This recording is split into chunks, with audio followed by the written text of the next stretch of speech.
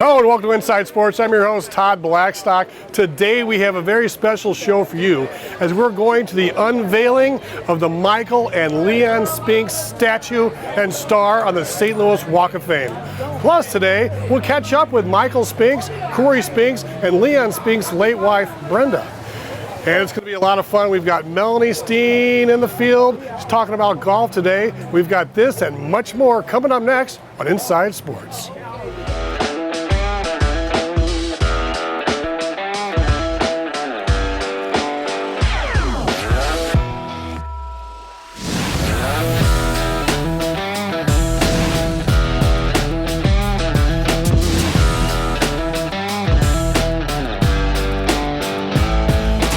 St. Louis-born boxers Michael and Leon Spinks made history in 1976 as the first brothers to win Olympic gold medals in the same year.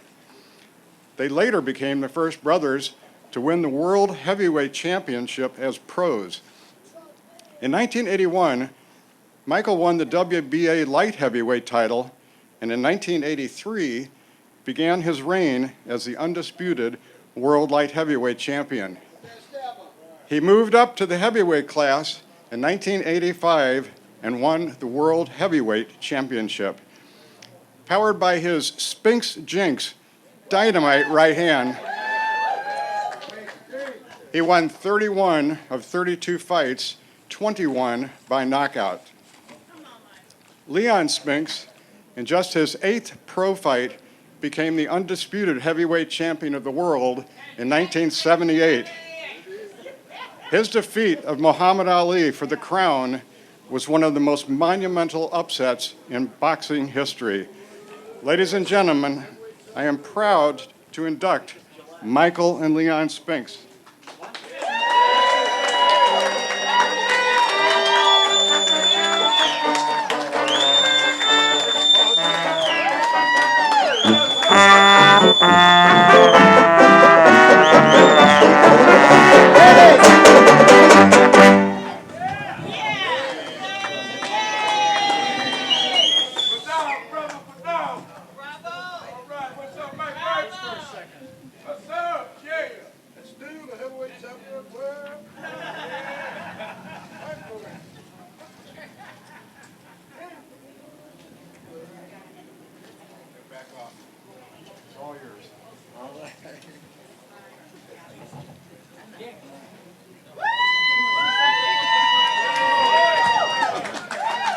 Oh my goodness. Oh man, I can't believe this. Oh, I appreciate you all coming out for me. I appreciate that.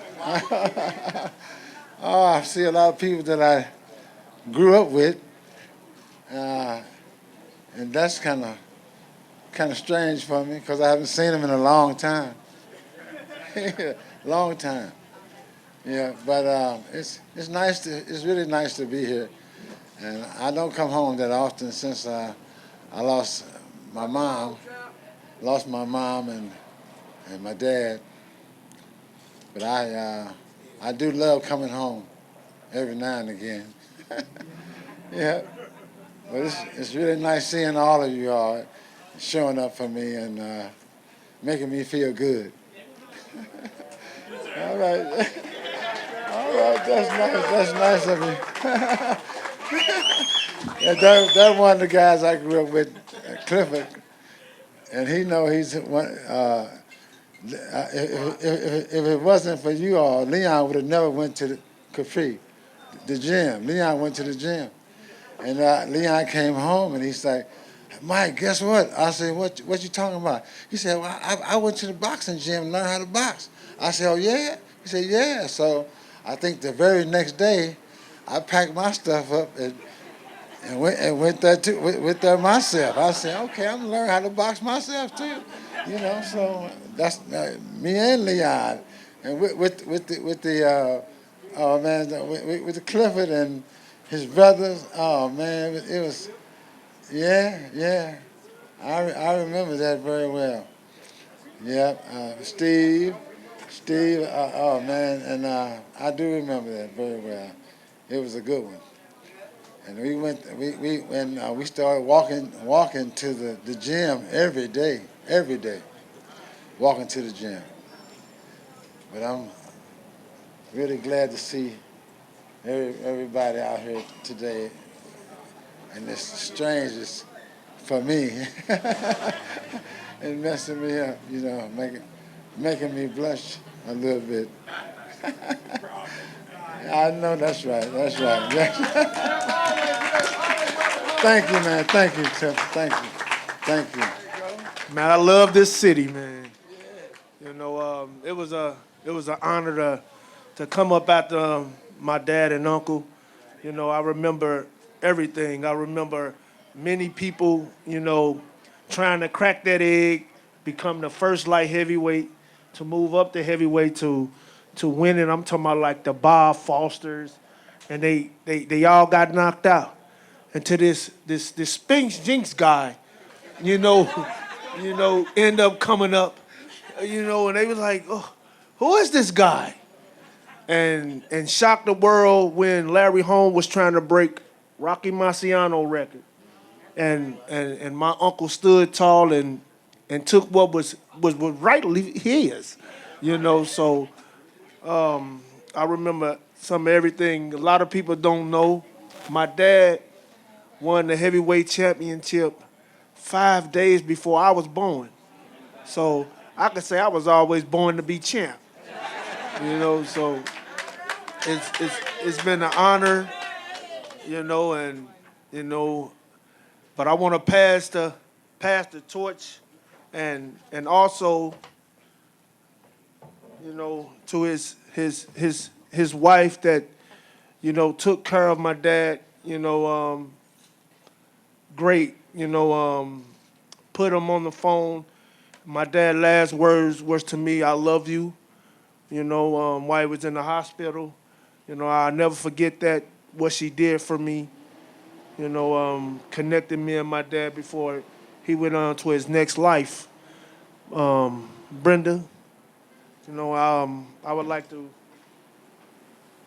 pass this to you from the city of St. Louis.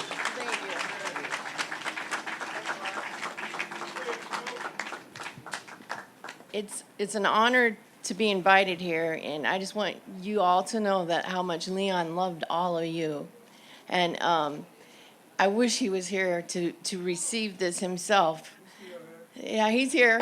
He's here with us. But he loved and respected all his fans and his family, and he would be so proud to receive this. And he earned this, like Michael. And, you know, he all earned this. And he was a wonderful person inside and out. And he gave me almost 25 great years together with him. And he's loved by many. And I'll love him forever, and his family. And I just want you all to know how much he appreciates this from up above. Thank you. Here,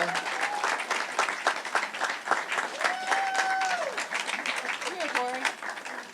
Come on. Right here. So they can take a picture of it. Yeah. There you go, Mike.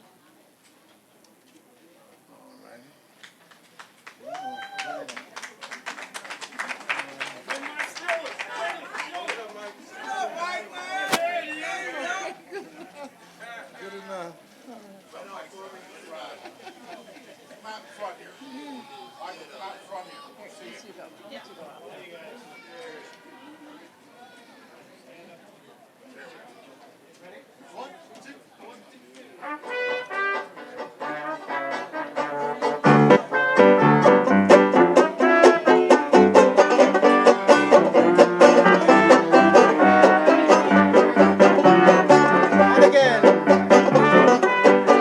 And joining me now is the wife of Leon Spinks, Brenda. And Brenda, what an exciting day for the Spinks family.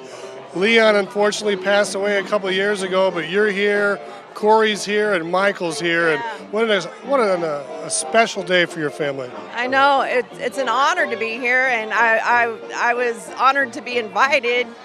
to be part of this for Leon, and I wish Leon, I know Leon's here from above, but I wish he could have been here to actually receive this award, and because he worked so hard for this throughout his lifetime, and his fans and his family were always so important to him, and he really deserves this award. And it's I know it's a beautiful thing, and his brother, I'm glad his brother's here to talk about him and accept his award too, because they're great brothers, amazing team. So after Leon retired, did he talk a lot about boxing? Did he stay away from it, or did he kind of graduate and move on? We went to boxing events. I mean, we loved going to boxing events like the Halls of Fame and stuff like that. That was good. We'd go to fights, and he really enjoyed it. We watched fights on TV, and he enjoyed that. That's about the only thing we would watch as far as sports, you know. But he stayed in it in a particular way, but he wasn't obviously fighting anymore, but he still enjoyed it. And he's definitely part of the boxing world. So how did Leon spend his last few years on Earth? What was he doing? He was retiring, but did he still have like different hobbies and things he liked to do?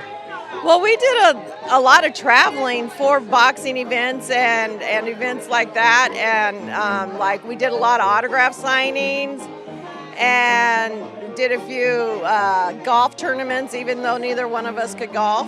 And then, but the last couple years were really hard on him. You know, when he was sick, and I hate to think about him, but I know he's in a better place now. But I just wish he was his old Leon back here. You know. I was talking to Corey, and he said he believes Leon is here right now in spirit looking down. I believe that too, because I was just talking to this other guy. I can feel him sometimes, and I feel him on my arms.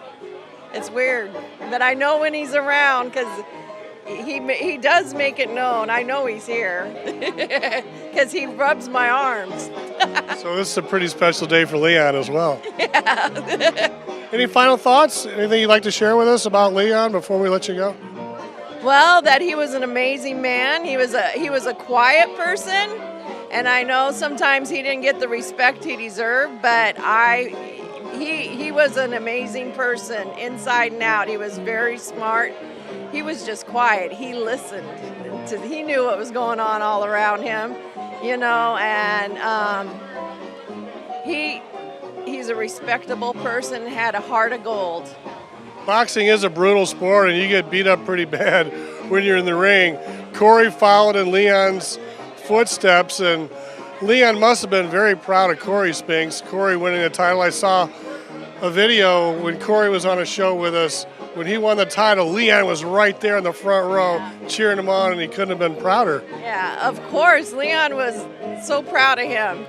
And I'm glad that they're here today, too, because I haven't seen them in a long time, and met my granddaughter again and grandson. It's been a long time because we live on opposite sides of the country. But Leon was so proud of Corey. And Corey's a great kid. I'm standing at the podium where Leon and Michael Spinks have been inducted in the St. Louis Walk of Fame. You saw the star right here. Joe Edwards put him in. You know, Leon and Michael were some of the greatest boxers in St. Louis. So right now we're going to talk to a couple of trainers and former boxers and see what they think. Joining me now is boxing promoter and instructor Jeron Sutton. And Jeron, you've got a son who's quite an accomplished boxer, and you've got some pretty cool events coming up, don't you? Yes, sir. We got St. Louis versus Everybody Part 4 coming up August 26th. Big fun event. It's going to come to St. Louis. We do it every year. It's live. We bring fighters from all over the country to come fight our fighters here in St. Louis. And we don't just get the Rudy Poo guys. We get the number 1, number 2s, and just get some real good competition here in St. Louis to see what we're doing. So most definitely. So this is version number 4. How is St. Louis faring against the rest of the country or the rest of the world? Oh, most definitely, we do great. You already know St. Louis has a very, very rich history of boxing, and so with us having that, it's just in our blood. I mean, when they come, we fight these number 1, 2 guys. Even we know we don't make it to the national tournaments, we still get a chance to compete against these guys and do great. So I mean, St. Louis, like the third one, We're like 3-0 now right now. So number 4, hopefully it'll be great. So talk about your son. He's becoming quite a boxer, and let's talk about how he's ascending through the ranks. Now since he's graduated from high school, we've been working on getting some things done. You know, we took a small break, but we're back. So now we're getting ready for the Olympics. So it's now September, we're looking to go up to compete for the Olympic team trials. And we get on there next year, hopefully we'll be in France. So who are some of the top boxers here in the St. Louis area that compete locally as well as nationally? We got a list of them. We got Christian Gregg, of course, Jeron Sutton. We got a few lists. I mean, it's a host of guys. I mean, TK, he's a good kid, you know, heavyweight, nice amateur, and he's coming up through the ranks also. Deontay Brown. I mean, I can go through a list of guys that's ready to do it.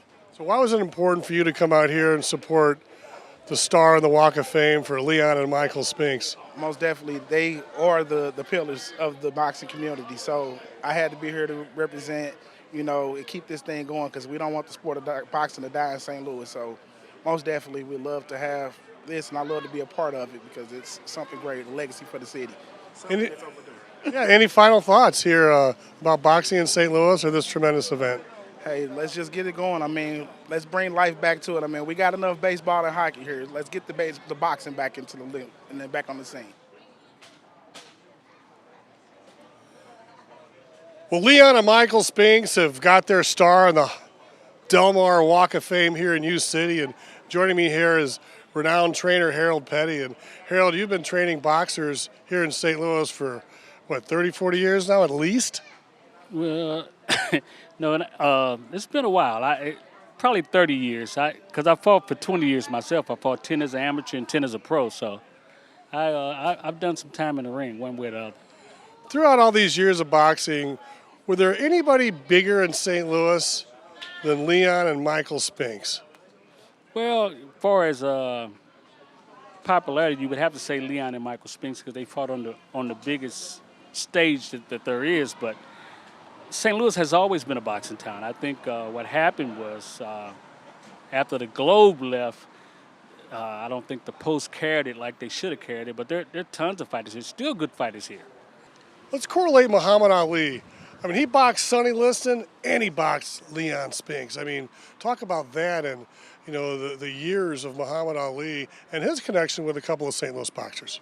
Muhammad Ali was very, very great for the sport, you know, because he brought the media and brought the attention to the sport and helped a whole lot of other fighters out. The fact that Leon beat him, that was great for St. Louis. So from then on, you know, we got attention and, you know, as far as boxing in St. Louis, attention comes and goes. So hopefully it's coming back again. So Muhammad Ali knocks out Sonny Liston when he's young in his career and Sonny's on his way out. And Leon, you know, takes care of Muhammad when Muhammad's kind of like, you know, towards the end of his reign.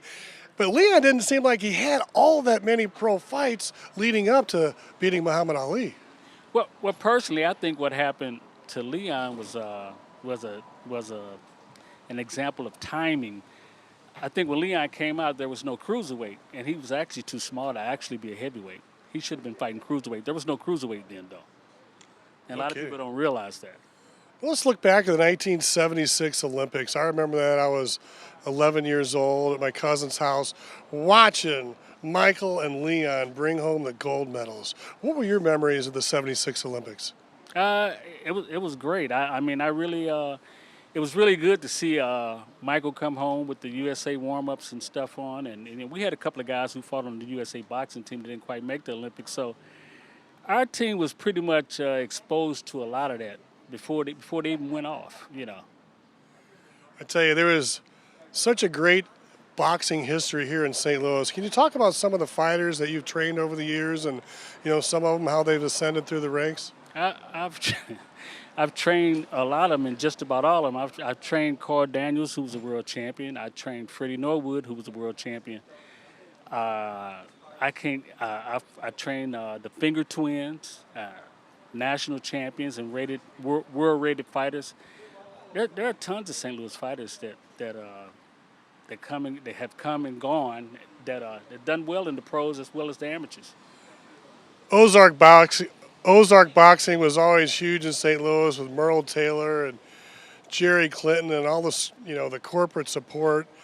Can you talk about boxing and compare it now to maybe 20 years ago in St. Louis? Is it still around as much, or is there room for growth? Well, a lot of things have changed. I think the governing body, USA Boxing, all of that is different now. And we were talking. Me and a group of guys were talking about that last week. How Merle Taylor and Jerry Clinton and the guys from back then, they really took care of us. And you don't see that as much no more. You don't see one person coming by and make sure that the kids have the funds to get where they need to go, and for the training. And Jerry Clinton, when you go out to fight, they make you feel like you're the champion already. We felt like pros. We went to Indianapolis. We went on the Grey Eagle tour bus. So everything was cool, but it just ain't the same no more. I mean, maybe there's not as much money around. So what can we do to inspire young kids to take up boxing? Because it's definitely a sport that, it wears you down. It gets you in great shape, and it offers you competition and kind of pride in yourself. Well, it's strange that, like I said, kids in St. Louis, still a bunch of tough kids in St. Louis, and kids are taking up boxing for one reason or another. But with so much boxing being on TV, they're so wrapped up in the glamour. Floyd Mayweather, they see the money and all that stuff, and they don't want to put in the hard work. So it's kind of different, It's really different with a lot of kids. Fortunately, I get enough kids and I got enough guys who set a good enough example where they come in and train when they need to train. But a lot of them don't want to train. They just want to go fight and make a bunch of money, and it takes a lot of work. Can you talk about how St. Louis welcomed in the Spinks family today? Because a lot of the individuals here came from out of town, and what's your perspective of today's event? It was a great event. I didn't think I was going to be able to make it, but I'm glad I did. It was a very good event. I'm glad. It was good to see Corey and Michael, and Michael and I trained out of the same gym, so it was good to see him. So what do you think of the way Joe Edwards has put together this Walk of Fame here and all the pageantry around it? What was the vibe like? I think it's cool because this might inspire a couple of kids to come to my gym.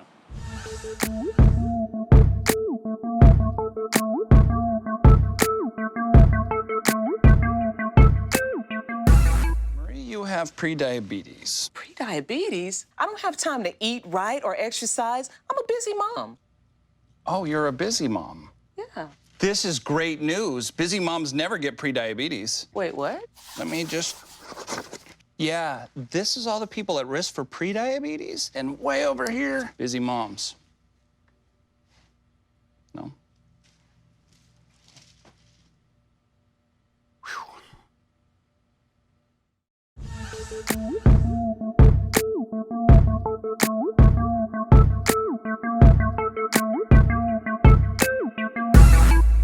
Well, right now in Inside Sports, we're going to check in with STL TV reporter Melanie Steen, who goes behind the scene on amateur golf here in St. Louis.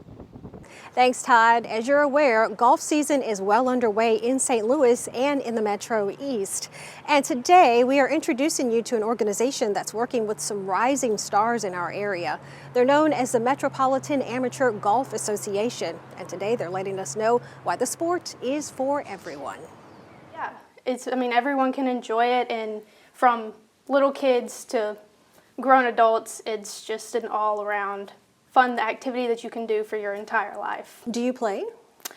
I do play very little and very, very badly, but it's okay because at least I go out there and I have fun when I do go.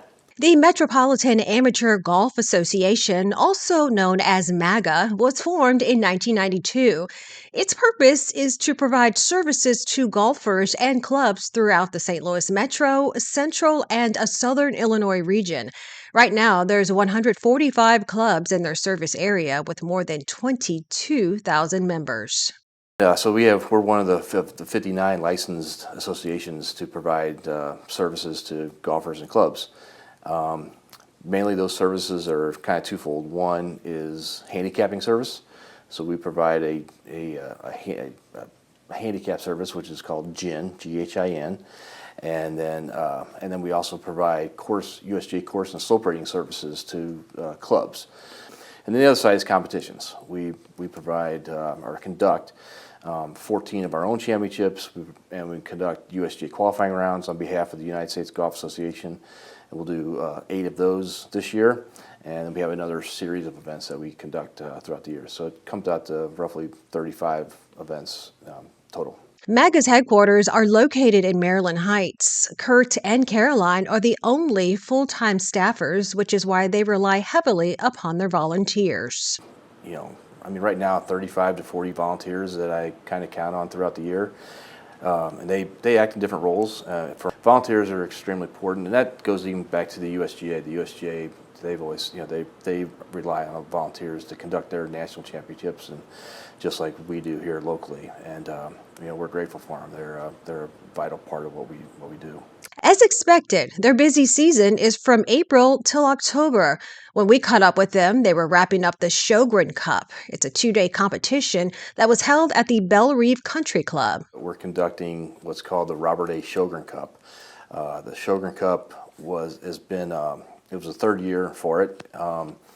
And what it is it's our top amateurs, top players, 14, and then we play against the top PGA golf professionals from the area, the top 14 of them.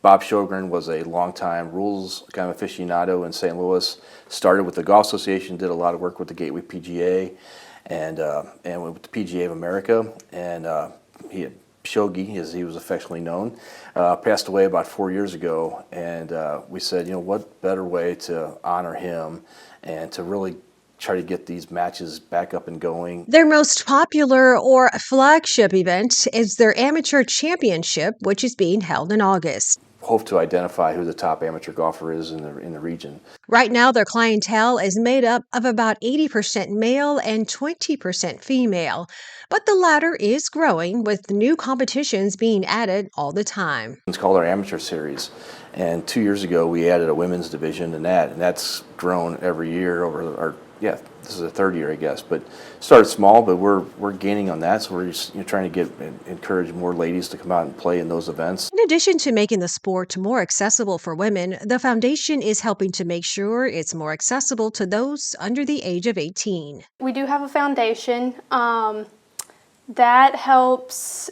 you know, kind of with youth golf. We have funds that go towards Youth on Course, which helps bring the price down of golf for junior golfers. So a lot of them can go play for, say, $5 or less at a club, which helps tremendously for those junior golfers in making sure that the game is more affordable for them. The foundation is also involved in the Normandy Reimagine project. The $22 million fundraising effort will help to transform the 122-year-old Normandy golf course into a public Jack Nicklaus signature design course. When complete, it will become the hub of many community-based and youth-related programming throughout North St. Louis. Currently, there are 3 ways you can join the Metropolitan Amateur Golf Association. For more information, just visit their website. It's www.metga.org. I'm Melanie Steen reporting for Inside Sports. Todd, back to you. Thanks, Melanie. Great job. Well, that's our show for today. We'd especially like to thank Joe Edwards and congratulate once again Leon and Michael Spinks for getting their Walk of Fame star on Delmar Avenue in University City. Thanks again to Melanie Steen for her golf story. I'm Todd Blackstock. Thanks for watching Inside Sports on STL TV. Experience St. Louis.